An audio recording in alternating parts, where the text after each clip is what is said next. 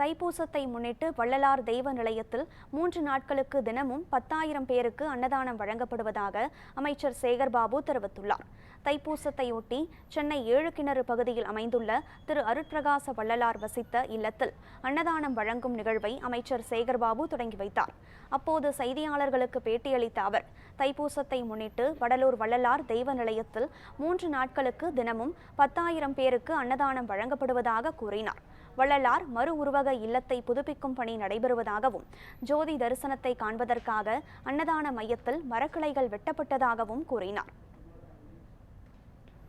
ஜோதிமயமான நாளை முன்னிட்டு தைப்பூச திருநாளில் தொடர் 3 நாட்கள் தினந்தோறும் 10,000 பேர்களுக்கு அன்னதான திட்டத்தை அறிவித்து இன்றைக்கு அந்த அன்னதான திட்டம் வள்ளலார் வாழ்ந்த அந்த இடமான வடலூரிலே இன்றைக்கு அந்த திட்டம் நிறைவேற்றப்பட்டு கொண்டிருக்கின்றது.